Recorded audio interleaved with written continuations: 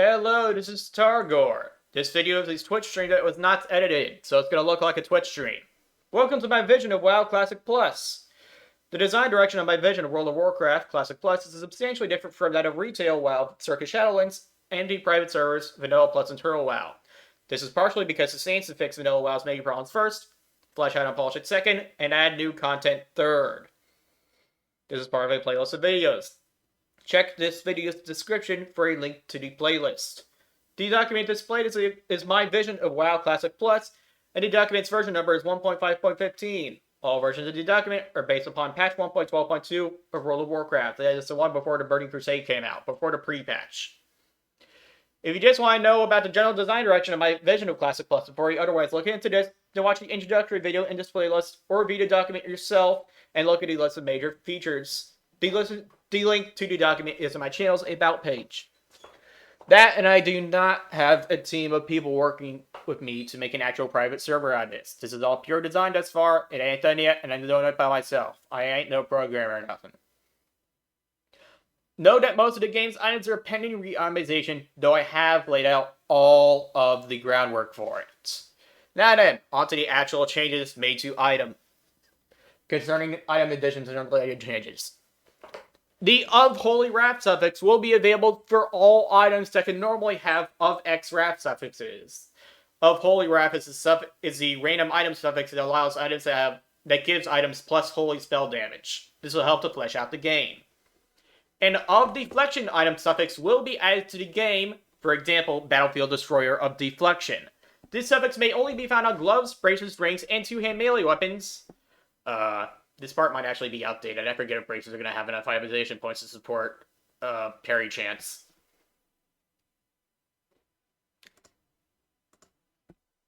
Check to see if gloves, bracers, and rings will still have enough itemization points to support the of deflection suffix. Okay. The of deflection suffix will grant 1% parry chance, and leftover itemization points will be spent on bonus attack power. If there's enough itemization points, we'll give 2 parry chance instead. I don't think there's going to be enough for that, though. The of regeneration item suffix will be renamed to of rejuvenation. That's the health per 5 suffix. The of concentration suffix will be renamed to of replenishment. That's the MP 5 suffix, mana per 5 suffix. And rejuvenation is the health per 5 suffix. Anyway. The of stamina and of defense item suffixes will be replaced with a single suffix, of survival. This grants both stamina and defense, with half its itemization budget spent on each stat. It will only be available on the same item since the of defense suffix was available on in patch 1.12.2. An of recoil item suffix will be added to the game, for example, Exalted Shield of Recoil. This may only be found on shields and will deal physical damage when you block an attack. 5 new stats will be added to the game. Fire resistance penetration, frost resistance penetration, nature resistance penetration, arcane resistance penetration, and shadow resistance penetration. A new stat will be added to the game that has the following description and acts as such. Equip. Increases the effectiveness of your damage over time and healing over time spells by X%. This, of course, would be typically 1%. This is calculated after other percentage bonuses and penalties to the healing and relevant types of damage dealt, which means that it stacks multiplicatively with them, and however, the stat stacks additively with itself. This stat exists to make itemizing endgame items for arcane mages, shadow priests, and affliction warlocks be far easier than they would otherwise be due to their barely caring about spell crit. Do note that I made a lot of changes to those 3 specs. Well, a bunch of changes. Actually, fuck a lot of them. Anyway, like spell damage / healing, see below. This will only affect class-specific abilities, so do not expect your bandages or frost saber lower belt reinforcements, more on that in a different video, to be improved by this stat. Now, I could have just made dots be affected by spell haste or be able to crit instead, but I felt like doing that stuff would just make the game feel too similar to Wrath of the Lich, feel too much like Wrath of the Lich King. So instead I just made increase the effect by X%. It just felt less like Wrath, and I like it better that way. Because it feels less like Wrath. I did I did like Wrath. I played it way back when, but I did not play Wrath Classic, and the game really has quite a lot of problems with it.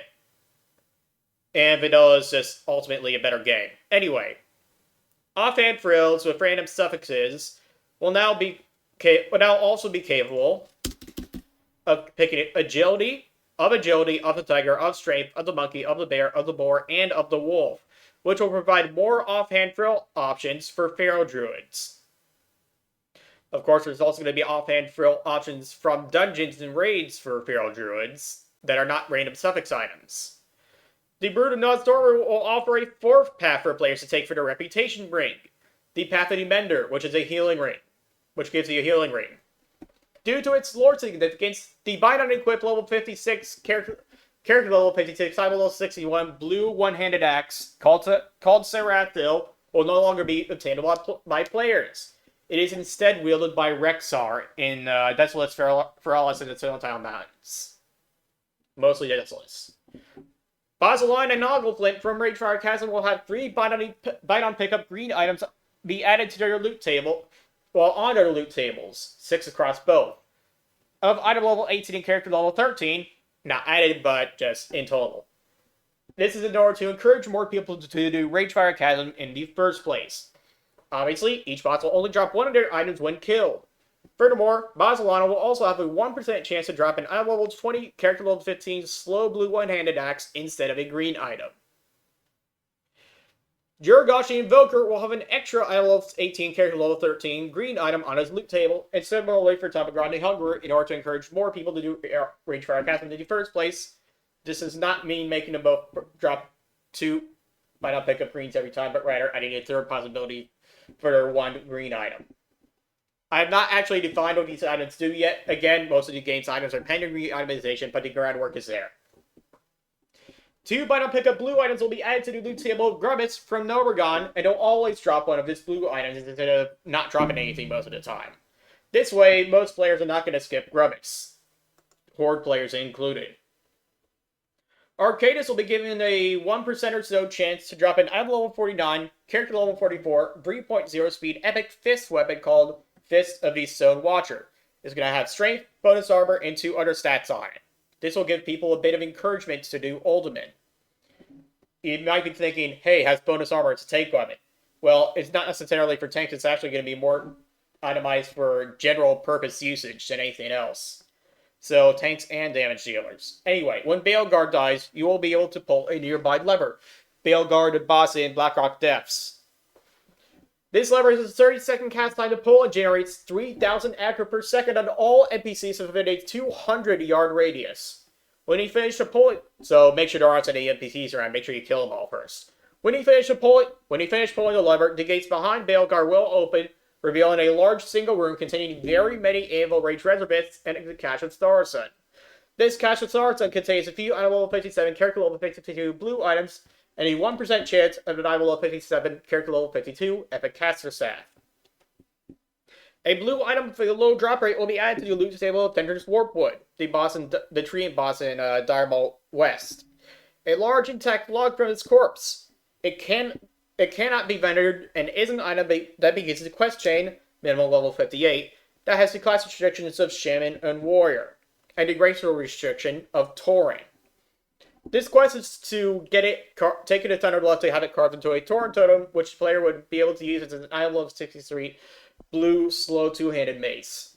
The quest chain will make you do, I haven't really defined it yet, and it's going to fit, yeah, I haven't really defined it yet. It's going to look like it was written before 2007. Said weapon is going to have 2 variants. One for warriors and one for enhanced enchantments, and both warriors and enchantments will be able to pick either reward. This is to help to flesh out the game. You can't just have Tauren totems that exist in Warcraft 3 as wieldable weapons and not in WoW. Anyway, I'm probably going to end up adding more Tauren totems to the game as weapons, but anyway. An item level 63, character level 58, world drop, epic 2.2 speed staff called Ancestral Staff, the one from Warcraft 3, will be added to the game that grants a wearer, will be added to the game as a world drop. I forgot to mention that part. That grants the wearer an aura that gives each beneficiary 1% to their melee range and spellcasting speeds, And it will also have an on-use effect of a 5-minute cooldown that summons 2 level 58 Troll Berserkers to fight for you for 30 seconds. And it has no other stats. Note that all 6 aura granting items in this game will stack with themselves and each other. Each Troll Berserker will deal 81.5 average damage per hit. Design note, you might want to use the on-use effect when you're in melee range unless much of the duration be wasted on entering melee range. It only lasts for 30 seconds. It may seem like a very powerful on-use effect, but, well, I'm going to go over that, well, how profession cooldowns and their related cooldowns work in different videos. This is not actually a profession cooldown, it's just, if I recall, off the top of my head, it shares a cooldown of profession cooldowns. Anyway, Balthazar will have a 1% chance to drop an item level 63, character level 58 epic trinket, that's the end boss of Strat Live, not Direball. And this epic trinket is going to be called Fang of the Dreadlord, which is the unique equipped trinket. This will give you an aura that grants each beneficiary, but that grants a beneficiary a 15 probability chance to heal for 4 to 5 hit points on melee hit. This is to emulate vampiric. This is going to be vampiric aura, like from Warcraft 3. More Greyhoof will have a 1% chance to drop an item level 63 epic BOE trinket, unique equipped, called Enchanted Bramble. Did I really write BOE? You know what? Fine, it can be BOE. Called Enchanted Bramble, which grants you 1 stamina and an aura that deals 6 Nature Thorns damage to those that hit its beneficiaries. Design note, it's BOE because it's not that great. Not really a good item. Yeah, so Enchanted Bramble is going to give you 1 stamina, as well as granting you an aura that gives its beneficiaries 6 Nature Thorns damage. I wish I could make this not suck, but Thorns damages cost too many itemization points to make it be any good. I can't really make Thorns damage be...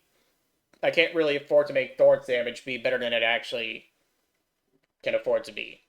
So, this item, therefore, is just going to inevitably suck. More on itemization values in a later video. Or is it in this one? I forget. No, later video, I'm pretty sure. Okay. So yeah, it's BOE because this is not really a good item. So that means people can sell it. At least, on the auction house, to people that would actually give a shit about it.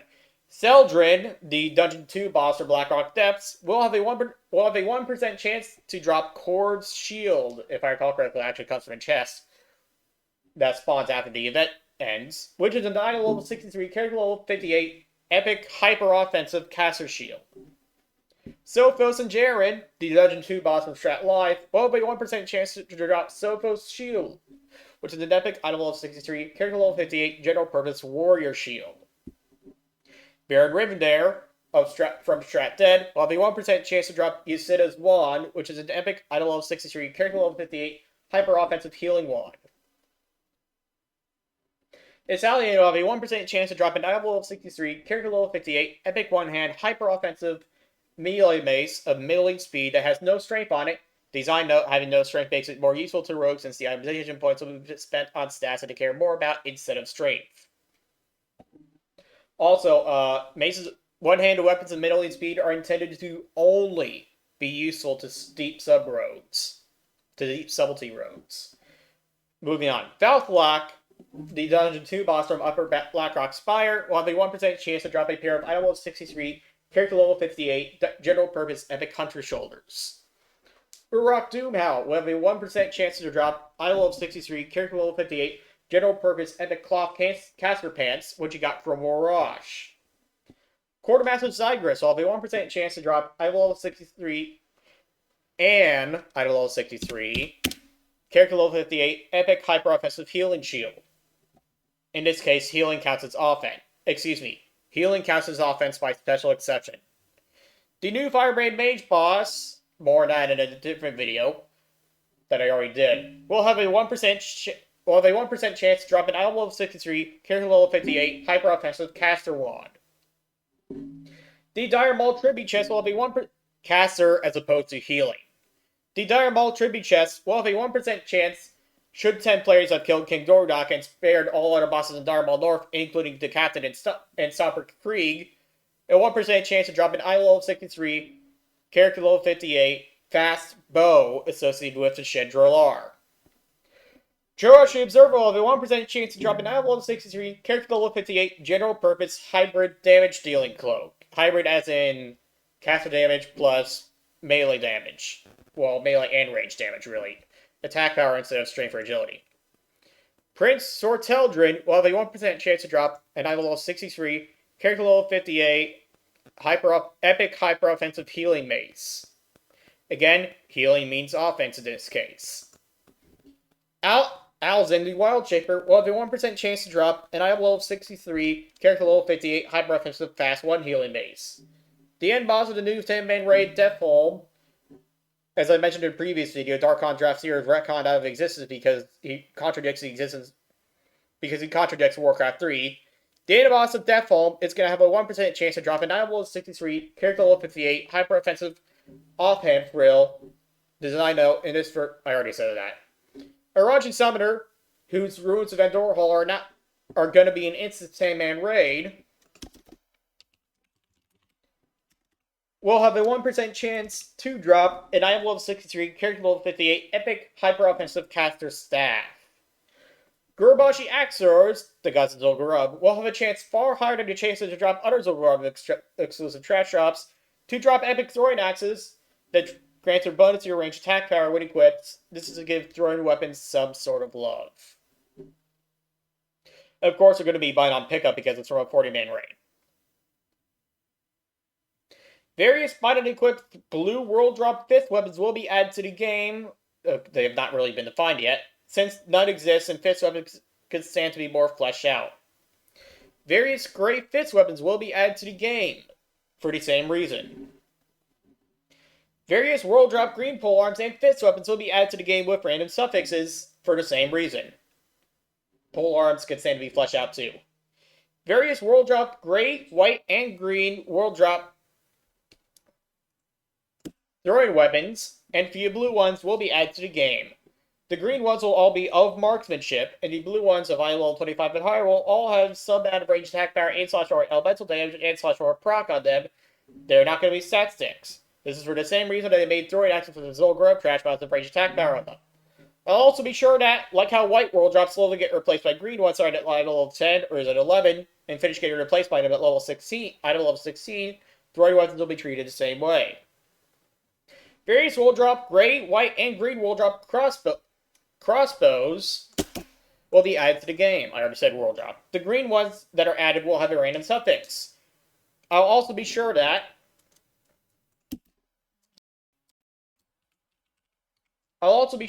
like how white world drops slowly get replaced by green ones, starting at level 10 or 11, and finish getting replaced at level 16, crossbows are treated the same way.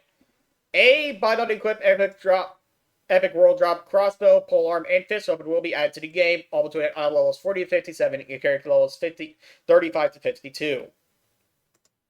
Players of the Collector's Edition will start with a bind on pickup 1 slot bag in addition to the Collector's Edition pet.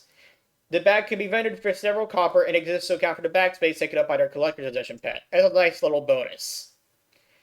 A new character level 42 Green Idol will be added to the game that'll tentatively increase the duration of Hibernate by 10 seconds. It is a 1% chance to drop from Grim Totem Naturalis and Ferolis, and is bind on equip. A new character level 44 Green Libra will be added to the game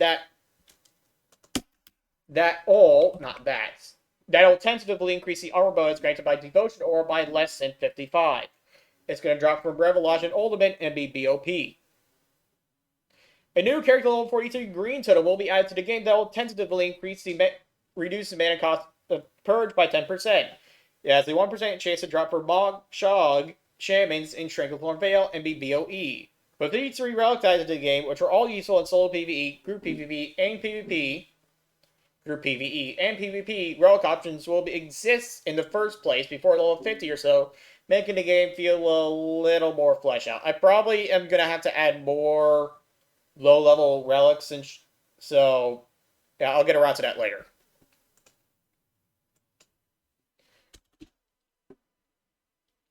Made the Libram from Revelosh be BOE. Yeah, I just decided to make the Libram from Revelosh be BOE. Item level 63 epic bullets and arrows will be added to Timbermaw Hold's faction rewards, reputation rewards, as exalted reputation rewards. They will have a base cost of 2 gold per stack and add 23 dips to your attacks. I like saying dips. Item level 65 epic bullets and arrows will be added to the Zandalar tribe as exalted reputation rewards. Do note that Zul'Gurub is being changed so that you have to actually do the raid and step inside of it and participate proper in a raid in order to get reputation with the Zandalar tribe. So, yeah. They're going to have a base cost of 2 gold, 50 silver per stack, and add 24 damage per second. Those changes were went over in a previous video about how reputation for the Zandalar tribe works. Anyway. All blue rewards that were formerly from Insignia of the Dawn/Crusade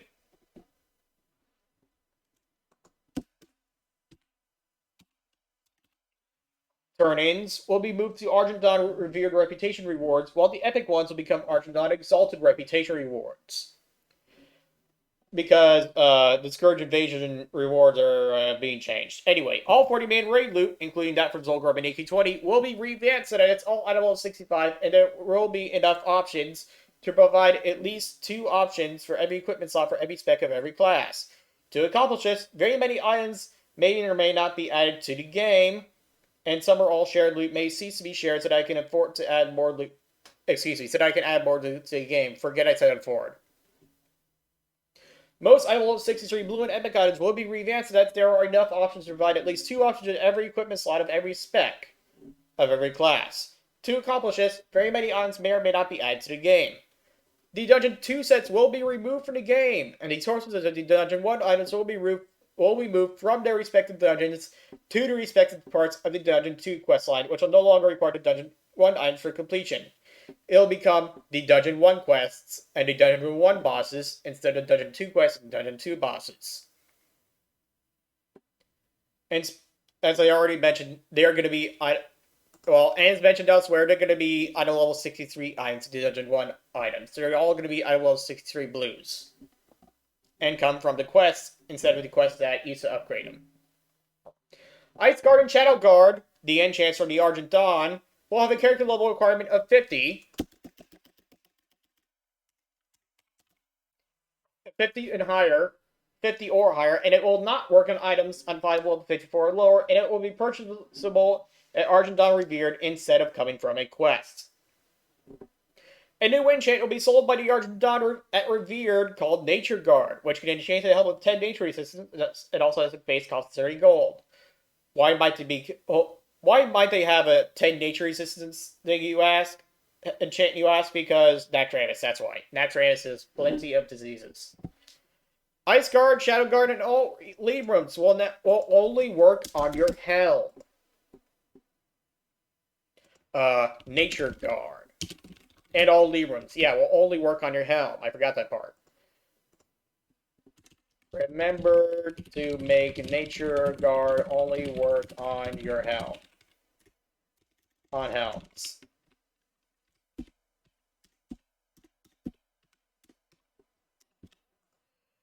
The Timbermaw Furbolgs will offer leg enchants and reputation rewards. They'll offer as reputation rewards.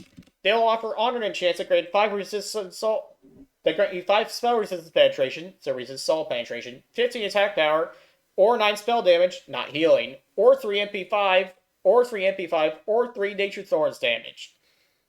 They'll also offer exalted enchants. Your 10 resist salt penetration, 30 attack power, 19 spell damage, but not healing, or 6 health per 5, or 6 MP5, or 6 Thorns damage as nature damage. Do note that Thorns damage is treated as irresistible damage. Thorns damage in general. All these enchants require level 50 or higher to use, and will not work on items with level 54 or lower. The Naxxramas shoulder enchants that you got from Sephiroth will be removed from the game.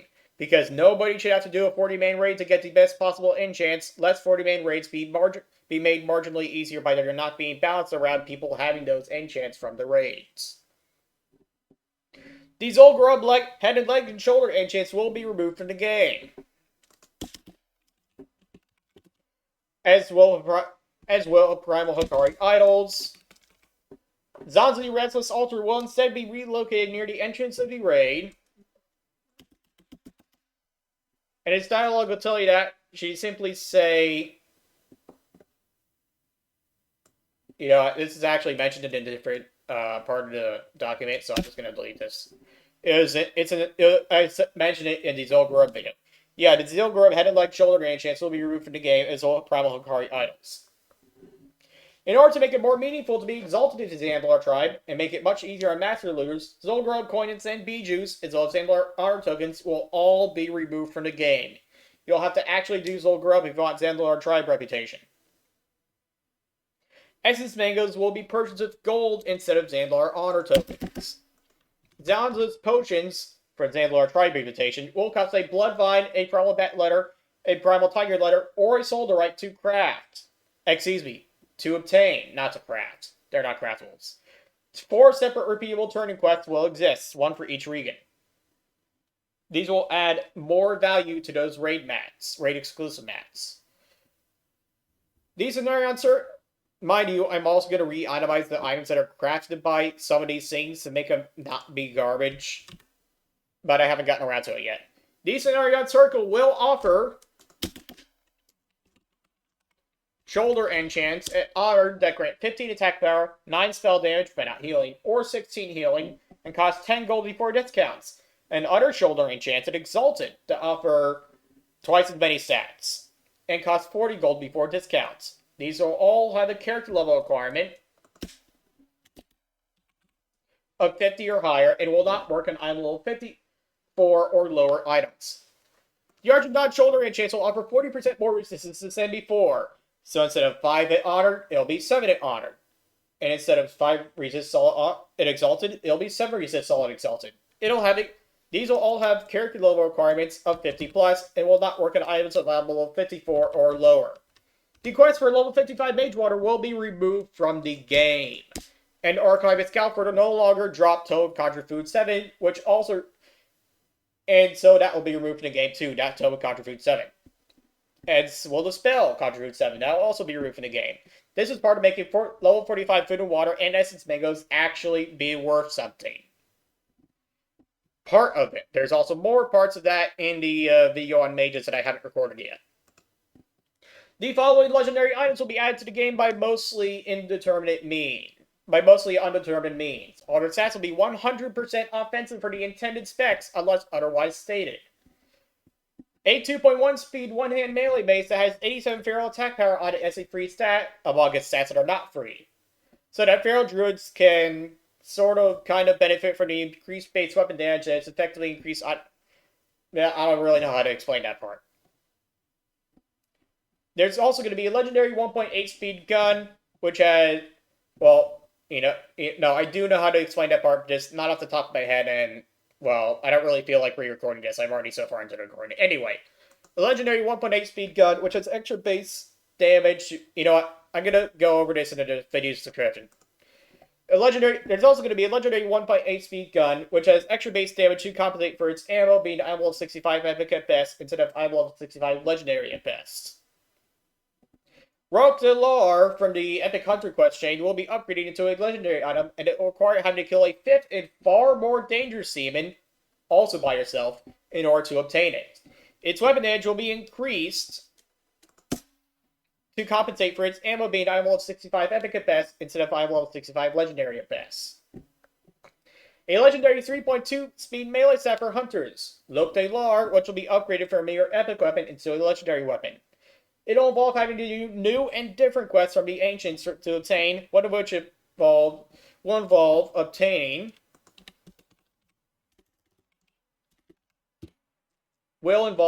something very rare from a 40-man raid, and another of which will involve fighting an extremely dangerous solo-only boss. Do note that, You're also gonna have to get something really rare from a 40-man raid to do the Rokular chain. Not just the Petrified Leaf. That one's not gonna be so rare, if I recall correctly. Off the top of my head. There's also going to be a legendary 2.7 speed one-hand caster mace with a healing version, Paladin plus Shaman only. But these are both going to be Paladin plus Shaman only. Both versions of which are going to have 42.12380952380 itemization points exactly, as well as 215 bonus armor and 5 bonus block value as free stats that are not part of the itemization point budget.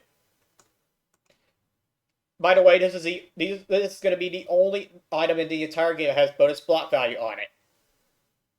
And the bonus block value and armor are to compensate for their not having a legendary shield. The 2.7 speed is that it Wind Fury and Frostbrand are more fun to use in the first place. As will Seal of Command if you decide to use that as a red, with a partially red spec for some reason or the other. Oh wait, I forgot I changed Seal of Command, so that wouldn't matter for that. Anyway, the legendary 2.2 speed two-hand.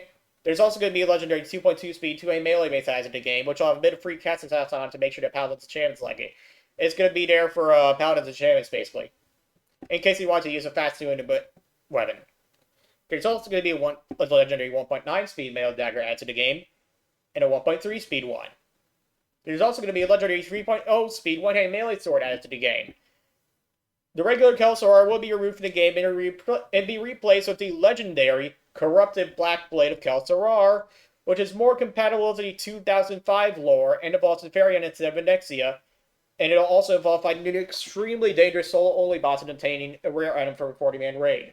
Speaking of which, all legendary weapons are going to be locked behind extremely difficult solo-only boss fights that are made for the intended classes to beat. There's also going to be a legendary warrior shield, the only legendary non-weapon in the entire game. Its stats will be 2,687 armor, including 4 bonus armor, 49 block value, 35 strength, and 3% block chance. It will also have an on-use effect of a 1-hour cooldown to replace the 35 strength or 35 stamina, or vice versa. This will ensure that it is best in slot forever for both offense and defense, including avoidance-based defense. Let's Prot Warriors swap it out for a different shield in various non-niche situations. Design note, the legendary shield cannot be a scale of Deathwing unless it gives fire and shadow resistance thematically that it is. So it's going to have to be something else so that it can be more useful for general purposes than a scale of Deathwing could afford to be. Yeah, thematically, if it's a Black Dragon scale, especially a scale of Deathwing, it would have to give fire and shadow resistance because it's not going to be a scale of Deathwing. Anyway, I don't know what it's going to be yet. Again, I still have yet to re-itemize most of the game's items, and speaking of which, I also have yet to make a lot of items beyond the basic concept of the items. Anyway, at Tish, Great Staff of the Guardian, the legendary weapon, will be re-itemized for each class. Included in said re-itemization versions will be Included in said re-itemizations will be the Druid version, no longer having a bonus to feral attack power on it, and the Heal and Priest version no longer having a bonus to spell damage on it. When wielding the Druid or Priest version of the Teach, or either version of the legendary Cast Celestial one-handed mace, seen in particular in an indeterminate line of text via /save will cause the item to, on a 1-day cooldown, transform into a cast version of the item, or transfer it from the cast version back into the healing version of the item on the same cooldown. Where's the D button? Here it is. I'm not actually looking at the keyboard, I'm just going by memory. I'm really slashing right now. Each legendary weapon will involve a quest that involves fighting a boss and evading the quest, save the ancients, except the bosses are going to be vastly more difficult to defeat, such that a low latency and a tremendous amount of skill, which cannot be replaced by gear or consumables, is going to be required to beat them. The details for each boss are found here. Design note, 2 bosses are pending redesigns to utilize skills that can be feasibly used elsewhere in the game. The beam dodging fight and an axe raise platforming fight. That, and I've yet to turn the legendary warrior shield from a scale of Deathwing into something else, according to that document.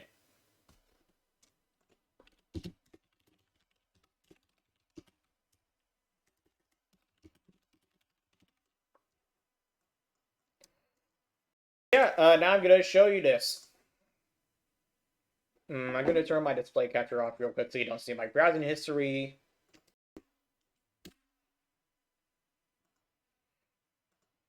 So do mechanics for all legendary weapon bosses. All bosses, upon being engaged, will use an instant spell-like ability on you, which can be casted while silenced. It will dispel all of your dispellable buffs and debuffs, whether they be magic, curses, diseases, or poisons.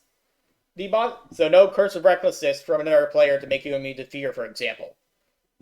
The boss's quest item will be given to the person who kills the boss by spawning it directly into the bags of whoever killed the boss, should the boss have been killed properly. Properly, as in the way you're supposed to kill the bosses for the quest Save the Ancients. Changes to the quest included. If anyone interferes, the boss will simply despawn and instantly.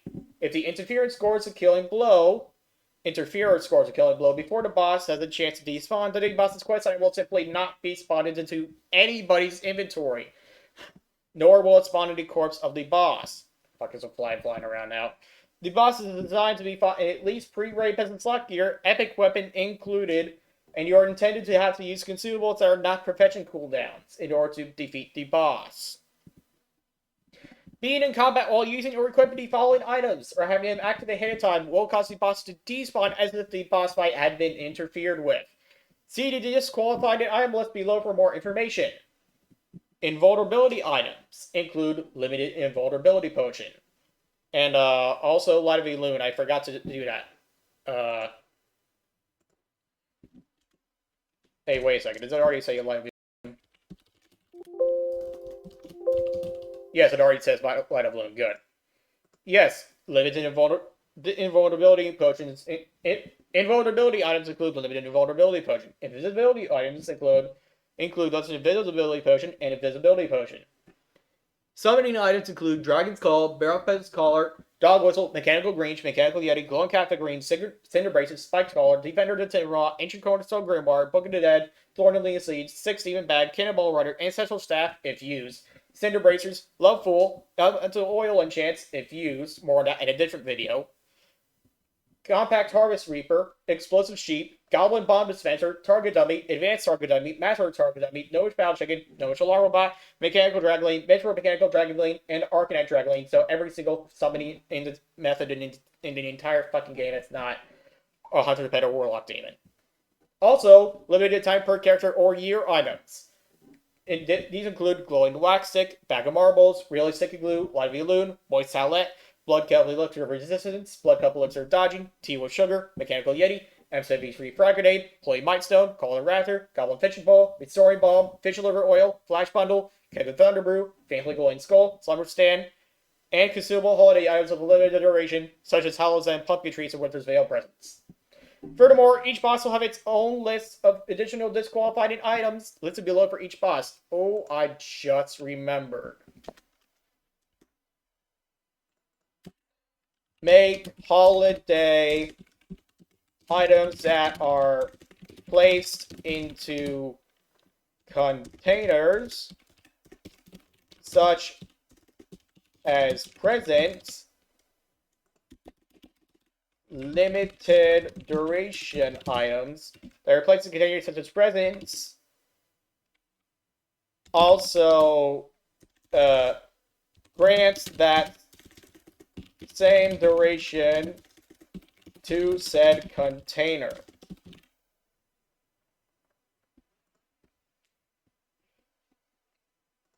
Actually, just be unable to be placed in containers. A much better idea. By players. Moving on. Furthermore, each legendary weapon boss will have its own list of additional disqualified items listed below for each boss. Now, all these bosses test either the player's situation awareness, precision of input, or reaction time, or a combination of the three. That, and when I get around to it, I'm going to be revamping 40-man raids to generally test the player's situation awareness, precision of input, and / or reaction time, but not so much reaction time, because online video games are ping. Though I will be expecting everybody to have 100 ping, because there's going to be regional servers and such and whatnot. Anyway, the Rock the Lar fight. The boss mechanics for it will be like this. This is a hunter-only fight, of course. The boss will have an instant cast 35-yard range ability with no cooldown that fires a projectile at a random enemy, should be any within range, that deals 10,000 physical damage, so do not be within 35 yards of them. The boss will often use a spell with a 0.5 second cast time, so a half second cast time that places a lethal 3-yard radius obstacle somewhere within a narrow 50-yard radius cone in front of it. So don't step on those. The boss sometimes will spawn an ad that is as fast as an epic mount and hits softer than a typical non-elite mob, and has enough hit points that you won't be able to kill before it reaches you. Said mob bleeds, and a lot whatever claws use on it, and this bleed can stack indefinitely, so have your pet use claw on it. The ad has an aura that causes it and all of its allies within a 50-yard radius to deal an extra 40 melee damage for attacks, stacking indefinitely. The boss will sometimes enrage, increasing its movement speed by 50% and drastically increasing its melee damage and attack speed. The boss will sometimes... So you're going to want to shrink that. And you're going to want to make sure that there's not too many of those ads active at once, or else your pet is going to die. And if the ad hits you, you're going to die. Anyway, the boss will sometimes use the channeled ability that pulls all of its enemies, so you and your pet, within a 100-yard radius towards it at 100% of normal movement speed. So you're going to have to start running away when you use it, lets you get dragged towards the boss and get instigated by 10,000 physical damage. You and your pet can run away while this happens. So the strategy is this. You and your pet have to stay more than 35 yards away from the boss at all times. You're going to avoid the obstacles placed in front of you by the boss. You're going to have to kill the ads by using your pet to do so, who has to have claw. And you're going to have to do so without making your pet stand still for very long, lest your pet gets instigated by the 35-yard range, 10,000 physical damage move. You're going to have to... You do not want there to be more than one ad at any time, or else it is going to get very dangerous very quickly. Well, not very quickly, but it's going to get dangerous. You're going to want to immediately trank the boss when he enrages. So you're going to want to have some distance. So you're going to want to be more than 3... Yeah. So you are going to want to be more than 36 yards away from the boss so that you can react to the boss's enraging. You're also going to want to run away from the boss with your pet when the boss pulls you towards him. The legendary gunfight, also for hunters. Did I already say gun? Gun. Where does it say gun? Here it is, 1.8 speed gun. The boss starts out as the neutral mob for the legendary gunfight. The boss has no melee attack, but is immune outright to all non-holy damage, and will constantly move towards whoever is aggro at 400% movement speed. No hunters cannot deal holy damage except if I guess specific weapon procs maybe, but yeah, you're not going to be able to deal enough of that to choose a fight. The boss has an area effect cone attack of 4 ranks, chosen from at random, and all of them will be lethal and have a 10-yard radius. And the boss makes a distinct noise whenever he begins to cast it. Rank 1 has a narrow radius and a cast time of 1.5 seconds. Rank 2 has a somewhat narrow radius and a cast time of 2 seconds. Rank 3 is a radius with cone of cold that has a cast time of 2.5 seconds. Rank 4 is kind of wide and has a cast time of 3 seconds. The boss constantly has a lethal 15-yard radius hurricane surrounding it that prevents all range attacks from going through it, and has an eye in the hurricane that has an 8-yard radius. Staying in the eye will cause the hurricanes to do nothing to you, aside from not letting your range attacks go through it. The hurricane will be constantly orbited by several lethal sundering clouds that have a 3-yard radius, that is, you'll instantly die if you touch them. These thunderstorms extend out to 30 yards, but a few of them have an irregular orbit. The boss will sometimes spawn a stationary ad that is immune to nature damage, 18 to 30 yards away from him, which will spam Lightning Ball whenever he has aggro, formerly named Lightning Bolt. I wrote this document quite a while ago, and I haven't really updated it since. When the ad dies, the boss will lose health equal to 3% of its maximum HP, so you kill the boss by killing those stationary ads with your pet. Your pet is to be outside of the hurricane, and you are to be inside of the eye of the hurricane. And you are to use Eyes of the Beast to manage your pet, while also keeping an eye on the boss so that you do not get murdered by the boss. While keeping your ear out for the boss, rather, because the only indicator is that distinct noise. So the strategy. Before the fight, you may wish to place a combustion trap, formerly named explosive trap, or was it immolation, I forget which, 20 to 30 yards away from the boss. I wrote trap twice. In case an ad spawns on top of it. The hunter starts and stays near the boss, while the pet starts and stays 16 or more yards away from the boss. Watch out for the boss's AoE cone attacks, and run around the boss until the boss casts a cone attack when he starts casting it, in case it has a maximum radius. Do not touch the hurricane. Use Eyes of the Beast to navigate your pet to the edge without the pet touching the thunderstorms. Kill the eyes of your pet, and keep your pet alive with Mend Pet. Your pet will have to get close to the hurricane to get healed. Your pet should probably have Diver Dash, as well as Great Stamina 10, Nature Resistance 5, yes there is 5 now, and Claw, or it could be a Crockless, because Crockless can just use Big Bite instead of having Claw and Bite. More on that in a different video. Yes, Big Bite. I think that. Anyway, there's also going to be a fight for the Fast Dagger. This will be for warriors and rogues. The boss is going to hit like a non-elite and have a ton of hit points and be immune to all crowd control except for interrupts. The boss is fought deep underwater, inside of the ocean floor, and a ways away from it. The boss will randomly cast a lethal spell on you for 1 second cast time, but never more than once per 13 seconds. You're supposed to interrupt it. The boss will randomly do an emote and then cast an instant cast spell after 1 second. Taunt or gouge the boss after the emote and before the spell cast to interrupt it. That is, to prevent him from casting the instant cast spell in the first place. Around, near, and sometimes at the boss will be many slowly moving environmental hazards, not just horizontally around the boss, but in a 360-degree spherical radius around the boss. Touching one of them will spell your death.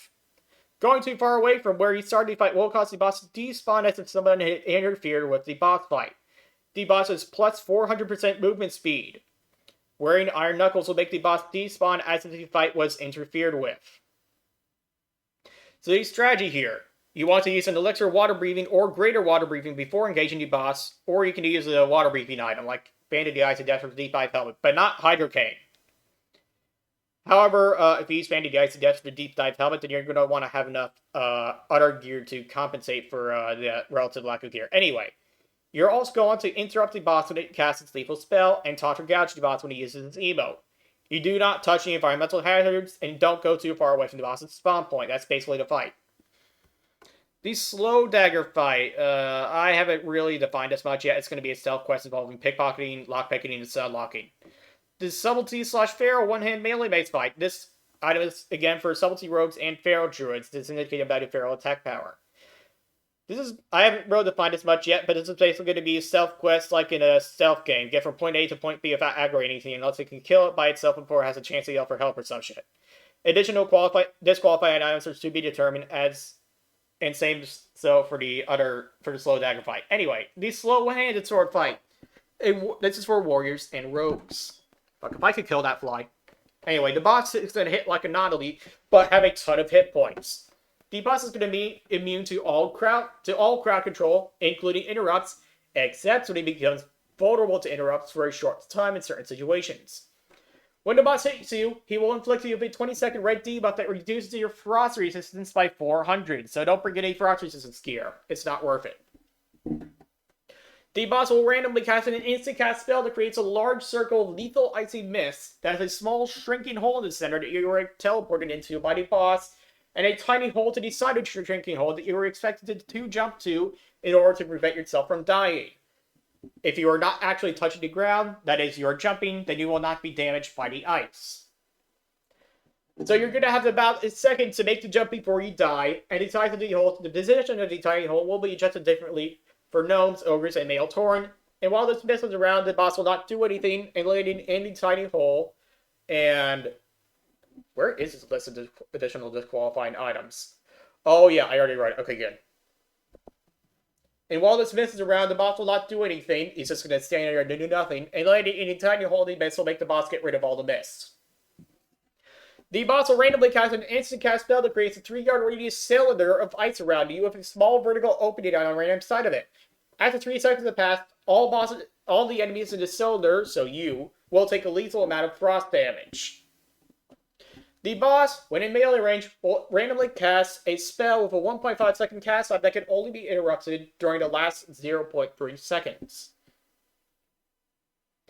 The ice can be replaced with fire or nature or something else if need be. I haven't really gone too much into the thematics for this guy yet. This boss has additional disqualifying items and effects as follows: Iron Knuckles, Naganfire Elixir, Savory Deviant Delight, all Hollowed Wands, Dartol's Rod of Transformation, and PX 238 Winter Wonderbolts. These strategies to jump quickly and accurately to the hole in the icy mist when the boss makes a big shrinking circle of icy mist around you. When the boss casts its version of Shadow Fissure, the Gel'Thuzad spell, exit the fissure quickly and from the correct side of it. The safe side of it. When the boss casts its lethal spell, interrupt it at the right time. This boss tests your precision of input. At the Atish fight for Druids, Mages, Priests, and Warlocks. Okay, so it's going to be like this. There's going to be 4 bosses with the exact same name and a ton of hit points and a lot of friendly NPCs split evenly into their melee ranges. The bosses are going to be arranged into a square dot. If its corners had a circle around it, this circle would have a 25-yard radius, and your friendly NPCs are all going to generate a ton of aggro and can be healed. The NPCs will need help if either dealing damage to the bosses or staying alive in order to win, and that's before considering the below boss mechanics. The 4 bosses will be immune to crowd control, interrupts excluded. Any boss will often cast an instant-cast spell on a random enemy that dispels all haunts and makes heals hurt instead of healing for 10 seconds. So you're going to have to dispel that. Any boss will sometimes... Wait. I'll just go over the strategy again. Any boss will often cast an instant-cast spell. I already said that. Any boss will sometimes cast a spell with a half-second cast time on himself that causes all spells, including this spell, against him within the next 15 seconds to be reflected, dealing an additional 400% damage if applicable. Dots that are on the boss beforehand will not hurt the caster during spell reflection. Any boss will sometimes cast Flame Strike or something, 2.5-second cast, which will deal a ton of damage. The player is expected to interrupt it, and across the 4 bosses, this can never be casted more than once every 30 seconds. Shared cooldown between the bosses, that is. Every boss will be interrupted by the initial casting of Curse of Agony, Moonfire, and Shadow Word Pain.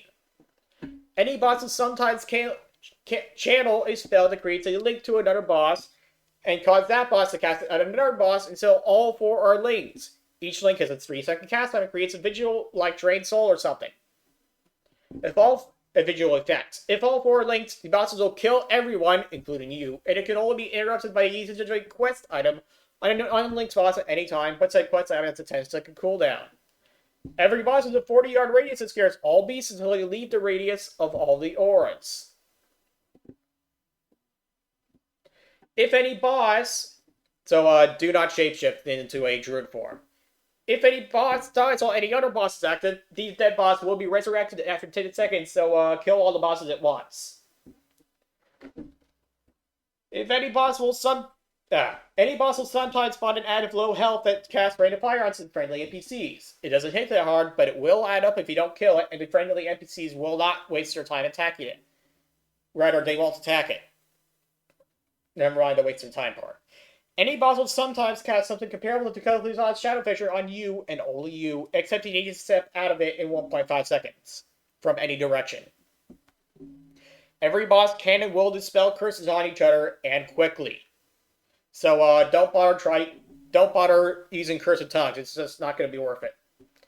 This encounter has additional disqualifying items and effects as follows: Iron Knuckles, Scarab Brooch, unless I change it to make. And Iron Knuckles, and unless I change it to make it to do something completely different, Scarab Brooch. So the strategy: hit the bosses or heal the NPCs fighting the bosses, or both. When a boss casts a spell that makes heals on your target hurt it, stop healing that guy. That's right, you can't dispel it, I remember now. When a boss casts its spell reflection thing, stop hitting that boss. When a boss casts Flame Strike, interrupt it. When the bosses link to each other, use a quest item on any unlinked boss.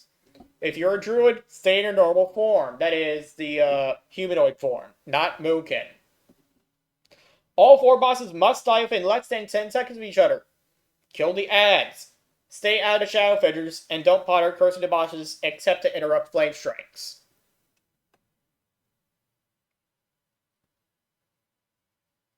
Yeah, Flame Strike, Flame Strike.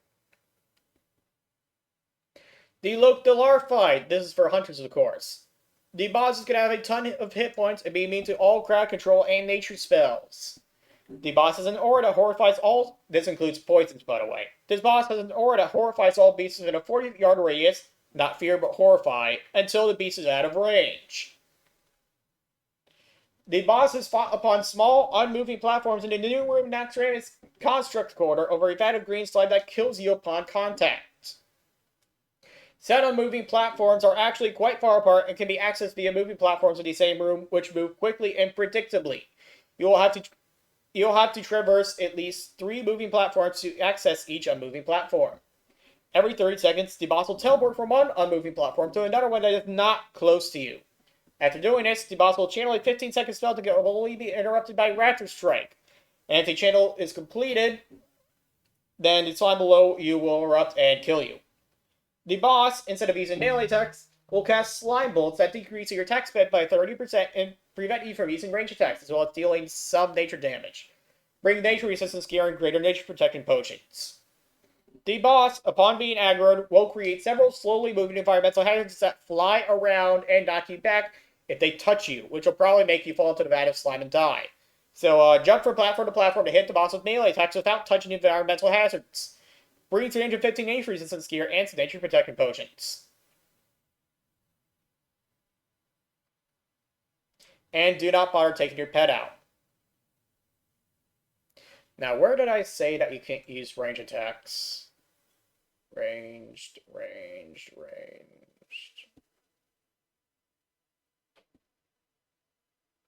Yes, and prevent you from using range attacks, as well as the unsnature damage. Okay, good.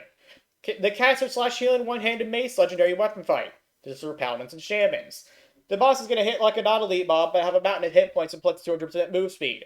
The boss is normally immune to all crowd control, but can become vulnerable to interrupts for certain extremely short periods of time, as mentioned below.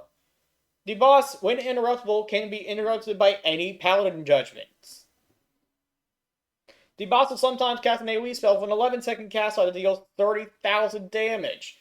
9.8 seconds into the spell, he'll do an emote, and 10.8 seconds into the spell, he'll do an emote and another emote and become vulnerable to interrupts. During which you are expected to cast an interrupt spell, which will stop the spell cast and deal 10,000 damage to the boss. The boss will sometimes teleport you to a nearby room with one way in and out, and light a randomly generated maze of lethal fire, create a randomly generated maze of lethal fire, or something like that, around you with narrow passageways. Slightly less narrow if you're an ogre or female tauren, or narrower if you're a gnome. And some obstacles that must be jumped over will exist as well. While you are navigating your way around this, the boss will channel a spell on you that kills you after 30 seconds, and can only be interrupted by meleeing the boss. The boss will sometimes disappear for a few seconds and create 50 blue illusions of himself with the exact same name as them, and then reappear. His illusions will deal 10% as much damage as his boss does, and will be immune to all non-direct damage, and they have 1 hit point are immune to crowd control, but meleeing the boss once will cause all the illusions to disappear. Meleeing the boss is opposed to his illusions. Wearing Iron Knuckles and casting Lesser Blink will make the boss despawn as the fight was interfered with. Lesser Blink is one of the enchanting profession buffs. Specifically the enchanted oil that they can enchant their relic with. Or wand, but paladins and shamans don't get wands. So the strategy. Interrupt the boss's lethal AoE spell just before it goes off. When teleported into the maze of fire, navigate quickly and precisely through it. When the boss splits, manually target a boss and hit him with a melee attack before the illusions hit you too hard. Deal too much damage to you. The Thunder Fury fight for warriors, rogues, and paladins. The boss is going to hit like a non-elite mob, but have a ton of hit points and be immune to all crowd control and irresistible nature spells. Every 3 seconds, the boss will cast an instant AoE spell with a 50-yard radius, deals 40 nature damage to all that it hits, and, if not full resisted, it will apply a red debuff that increases the nature damage taken by 40 for 2 minutes, stacking indefinitely. Obviously, paladins can remove the debuff with a Divine Shield. They are not expected to hit as hard as warriors or rogues. The boss is going to have many slowly moving lethal thunderstorms of 3-yard radiuses around it, and a 50-yard radius within the 50-yard radius of the boss at all times. The way that they move is going to turn this into a sort of bullet hell fight, except the bullets ricochet off of the walls and seem to have a mind of their own. The boss has 400% bonus move speed. It's going to be immune to crowd control, all crowd control and nature spells. I already wrote that. And will become immune to all damage for 6 seconds at 90%, 75%, 60%, 25%, 3%, and then 15% hit points. This fight will take place in an instance location in which you must be the only person in the instance, so nobody can help you if you're undesirable vantage points. These thunderstorms and nature damage can be replaced with fire elementals and fire damage if need be. That is, if need be for the sake of schematics. So the strategy. Bring 315 of whichever resistance and some greater whichever protection potions. Elemental protection potions. Use your short damage dealing cooldowns after the 90% invulnerability wears off, and then you use the rest after the boss finishes being invulnerable 15% if they're back up by then. And don't touch the thunderstorms. The Soul Frost boss fight for warriors, paladins, and shamans. The boss hits like a non-elite mob, but has a ton of hit points. Man, this is a long video. The boss increases your rage by much more than normal when it hits you. This will only be enough rage to do as much stance dancing as is necessary to beat the boss. The boss's spellcasting speed is slowed by 200% by Rend, and by 150% by Frostbrand weapon, 20 seconds per proc, for both. And, 20 seconds per proc or usage. In Retribution Aura, 8 seconds per damage value. By per usage, I mean Rend, not Frostbrand weapon. By proc, I mean Frostbrand weapon. Since spellcasting speed slow does not affect the area of effect melee attack. I need water.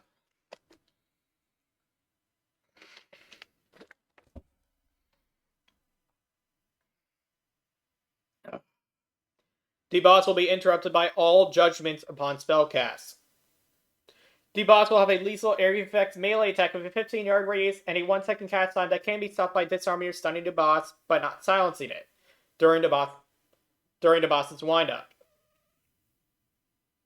The boss's animation will change during the cast. The boss will sometimes say something and then run away a bit right after immobilizing you, see below, and then use an instant lethal area effects ability for 50-yard radius that cannot be stopped by silencing the boss. However, if you taunt the boss while he runs away from you, he will stop running and not use the lethal ability. That has zero reaction time, of course. The boss, after having been in combat for 15 seconds, will sometimes use a lethal AoE spell for cast time of 0.3 seconds, which can be slowed and it's subject to silences. You are expected to interrupt it. By the way, paladins and shamans are getting a regular taunt. Just a regular one. Melee range, of course. Or the arrow range, I forget. The boss will sometimes spawn 3 little adds of 60 hit points that hit like a non-elite mob. The boss will sometimes spawn 3 medium adds of 300 hit points that hit twice as hard as a typical non-elite mob. The boss is not immune to fear, and is immune to movement impairing effects, but it's 17% increased chance to be hit by spells. Actually, I should make that be 18%. Because I removed the spell hit. Because I removed the 1% resist mandate, however the fuck it's called. Anyway, the boss will initially spawn with 15 of these medium adds. So, you gotta use Retaliation at the very start. Or Consecration or Fire Nova. Totem. The boss will break your shield if you wear one, and regardless for 10 seconds with every single melee attack. So don't try using the shield to cheese it. The boss is specifically immune to Judgment of Justice. The boss has additional disqualified items as follows. Iron Knuckles, the Shatterer, Tunnel Charm, Flame Wrath, other items that deal AoE damage, Malone Slam, Herd Smasher, other items that can crowd control an opponent outside of rooting the opponent, and Lesser Blink. So the strategy. For the initial wave of medium adds, use Retaliation, Fire Nova Totem, or Consecration to kill the adds. Keep Rend up on the boss, or use Frostbrand weapon, or use Retribution Aura. Taunt the boss when it turns around to run. Interrupt its lethal area of effect spell. Use Thunderclap, Chain Lightning plus Lightning Shield, or possibly a low rank of Magma Totem, or Consecration to kill the small adds. Use Whirlwind, Fire Nova Totem, or Consecration to kill the medium adds. Do not use a shield. Not counting Lightning Shield. The fast two-handed mace fight for paladins and shamans. The boss hits like a non-elite and prefers spellcasting to melee damage. It has a ton of hit points and is immune to all crowd control, including conventional interrupts. However, Crusader Strike and Storm Strike will interrupt its spellcasting when they directly deal damage to the boss. This fight is intended to last about 5 minutes. The boss is in a small and enclosed rectangular room that is horizontally divided by a narrow pit that spans the entire height of the room, and the pit has 2 thin horizontal magical beams with the pit's length moving up and down over the pit in a predictable manner, leaving little room every 5 seconds for the player to safely jump across the pit. There are also 2 3-yard radius vertical magical beams that shoot into the pit and travel the length of the pit in a predictable manner, leaving plenty of room for the player to avoid these large vertical beams when jumping across the pit. All 4 beams deal 18,000 arcane damage to the player when touched, and have 600 arcane resistance penetration, so don't touch them. And don't try to cheese it with arcane resistance gear either. Also, the pit will kill you outright if you fall in there, so don't fall into the pit either. It's a death pit like a platforming game. If you are an ogre or male tauren, the beams will move a bit slower. The fight will start on one side of the room, and 5 seconds after the boss has been engaged, and every 20 seconds thereafter, the boss will teleport from its side of the room to the other side of the room, and then immediately begin a 10-second spellcast that kills you if it goes off. In order to survive this, you must jump across the pit while avoiding the beams, and then cast Storm Strike or Crusader Strike on the boss during the spellcast to interrupt it. Additional disqualifying items and effects include slow fall effects, size changing effects, appearance changing effects, invulnerability effects, excluding the limited invulnerability potions, and lesser blink. The strategy is to hit the boss and save the mana for totems, seals, and healing spells. When the boss teleports, jump across the pit without touching the 4 beams, which is easier said than done, and then cast Storm Strike or Crusader Strike on the boss before it finishes its spell cast. And finally, the legendary Warrior Shield fights. The shield, I already said it's not actually going to be a scale of Deathwing. You're going to be aided by 9 non-elite level 60 NPCs, one of which are a healer, and the other 8 of which are going to be damage dealers that have no special abilities and deal 1,100 to 1,400 raw damage per hit of 2.5 attack speed. The damage dealing NPCs always attempt to hit the backs of their opponents, and they and the healer only have the defenses of the typical non-elite level 60 NPCs. The healer aiding you has greater heal and renews his only abilities, at which he will cast on you and the other NPCs, and essentially has an infinite mana bar, though he can only do so much to keep you and the other NPCs alive. The NPCs that you are fighting are elite and come in elite varieties.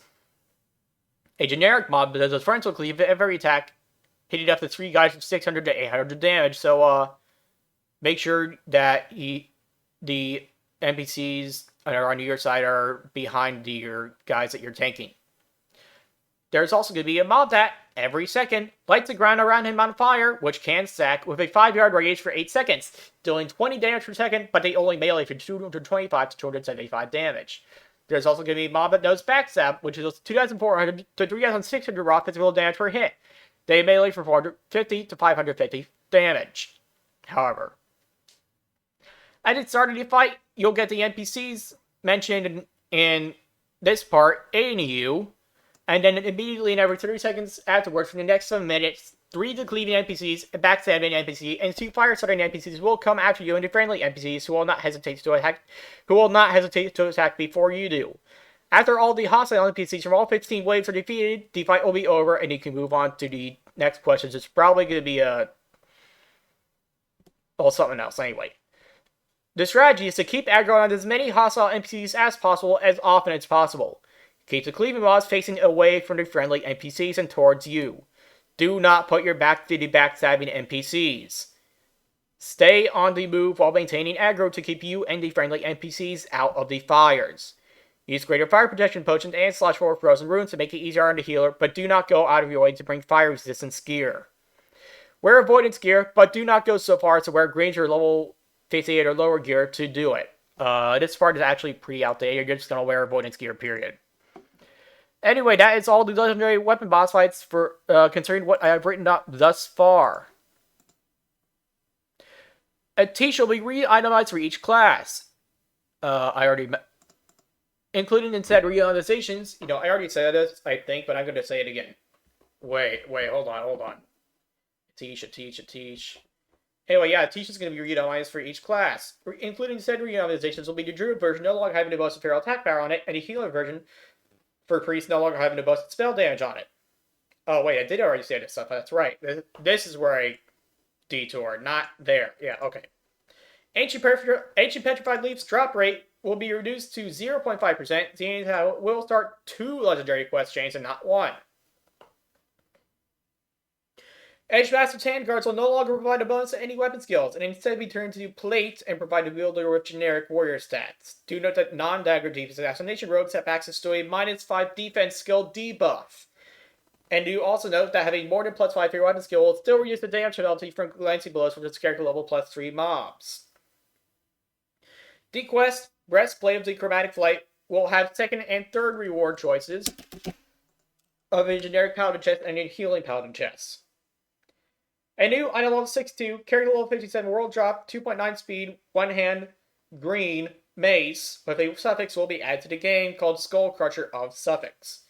A new item level 65, character level 60, world drop, green, 3.3 speed staff with a suffix will be added to the game called Master's Staff of Suffix. The following items will be added to the game as white items of predictable item levels: padded amice, russet amice, embroidered amice, Criboli spalders, I probably pronounced that wrong, studded spalders, reinforced leather spalders, polished scale pauldrons, augmented chain pauldrons, brigandine pauldrons, and plate mail shoulder guards. These will all be parts of their pseudo sets of items and have the same character level requirements as those items do as well. A new item called Thick Murloc skill will be added to the game, which drops off of level 39 and 50 Murloc and can be used for a few letterworking patterns. A new item called Thick Naga skill will be added to the game, which drops off of level 41 to 52 Naga and can be used for a few letterworking patterns. A new item called Hardened Murloc skill will be added to the game, which drops off of level 51 to 62 Murlocs and can be used for a few letterworking patterns. A new item called Hardened Naga skill will be added to the game, which drops off of level 53 to 63 Naga and can be used for a few letterworking patterns. A new item called Thin Naga scale will be added to the game, which drops off level 15 to 24 Naga and can be used for a few letterworking patterns. A new item called Venom Sack will be added to the game. It'll drop off level 20 to 35 spiders and scorpions, have the exact same drop rates as the large Venom Sacks did, and vendor for 1 silver and 85 copper. It's used to make strong anti-venom in place of large Venom Sacks now.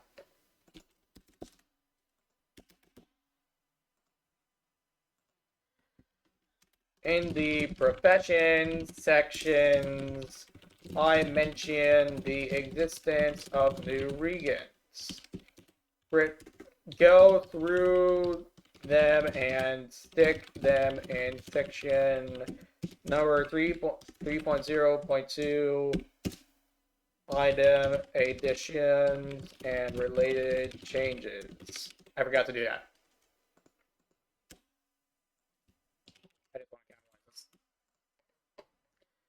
The following maps will be added to the game: Green Kodo, not epic. Teal Kodo, not. Anyways, Green Kodo, Teal Kodo, Purple Kodo, Arctic Wolf, Red Wolf, Ivory Raptor, and Mottled Red Raptor as mounts that are not epic. There will also be Fluorescent Green Mechano Striders, Purple Mechano Striders, Red and Blue Mechano Striders, Swift Icy Blue Mechano Striders, Swift White Mechano Striders, and Reigns of the Swift Night Saber as epic mounts. A new Goblin vendor with no faction who is friendly to the Alliance and Horde will be added to someplace in Ashara who sells unique epic mounts of standard epic mount speed, so 100%. These, plus 100%, that is. These mounts have no racial restrictions, but have standard writing skill restrictions, and said mount vendor has a friend next to him who can teach you to write these mounts for these standard prices, which, if I recall correctly, is 900 gold. The mounts sold by this vendor include a version of a horse, ram, cat, mechanic rider, wolf, Raptor, Kodo, and a dead seed of a unique color, 1 color per mount, with a cost of 9,000 gold, as well as a horse, ram, cat, mechanic rider, wolf, Raptor, Kodo, and a dead seed of ordinary colors that have unique decoration. They have the unique decorations. Which cost 9,000 gold, and a horse, ram, cat, mechanic rider, wolf, Raptor, Kodo, and a dead seed of the aforementioned unique colors that also have the aforementioned unique decorations, and cost 18,000 gold. This will serve as a gold sink, even if most people will not get them, there's still a decent amount of people that would still get them. Therefore, the collective player base will have less money. The quest, Pulsillin and the Elder Edge Sword Din, will offer both Sprinted Sword and Spry Boots as rewards, rather than just one of them. So the quest is not a design trap, however it's called, even if the sword is of extremely niche use. So you're not going to get screwed out of Sprinted Sword if you don't pick the quest reward. You're going to get it anyway. Instead, you'll get screwed out of it if you vendor it.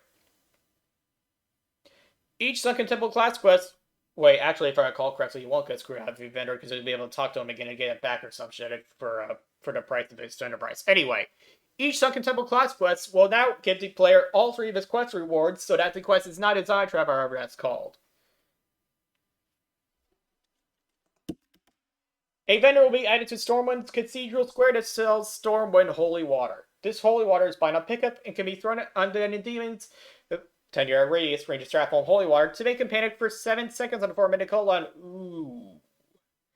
This duration, I forget if I remembered to nerf it after I recently increased the value of crowd control within the itemization formulae.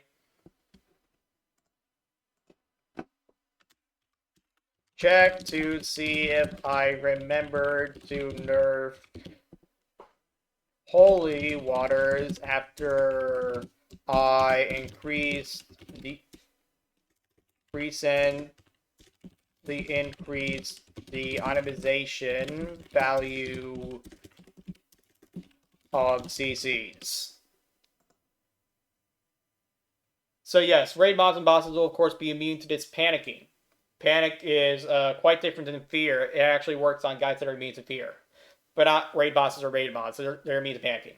Just like they're immune to the horrification from Death Coil. Anyway, Stormwind Holy Water can also be used by blacksmithing paladins to bless their sharpening stones and weight stones. More on this in section number 9.2.4, Other Blacksmithing Changes. Wait a second. Other Blacksmithing Changes? That doesn't look right.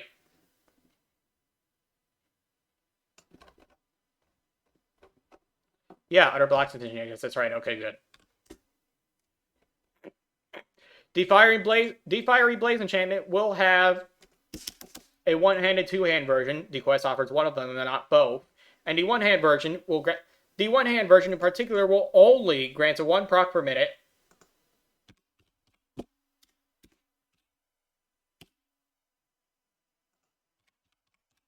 The one-hand version will only grant a 1 proc per minute chance on hits to deal 15 to 18 fire damage within a radius of 8 yards, while the two-hand version only grants a 1 proc per minute chance on hits to deal 37 to 45 fire damage within a radius of 8 yards.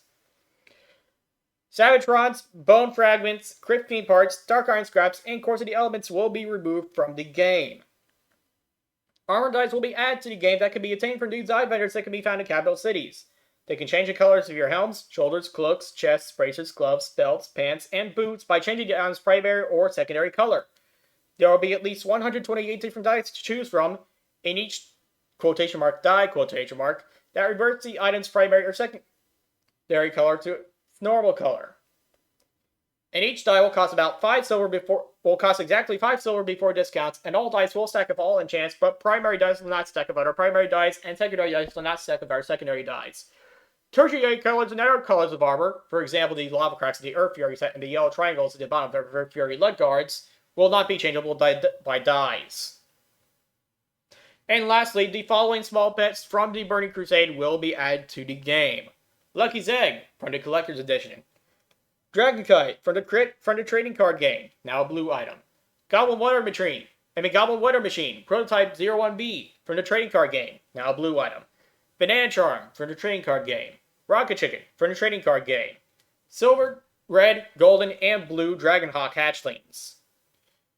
Mojo will be getting a frog icon from Vanilla. Kiss interaction will never flag the pet's owner or the kisser, which will not be accomplished by deflagging the owner or kisser immediately after the kiss. Should the invisible size change from the polymorph be an issue, the polymorph will be reworked. Azor Whelplings. Bronze Whelplings. Not from the Burning Crusade, but listed here anyway. It's from the dragons outside the Captain's time. There will also be brown rabbit crates, and Mana Wyrmlings added to the game. And that's all the changes for items, additions, and delay changes. Oh, that was a lot of talking. Thanks for watching, and I'll see you later.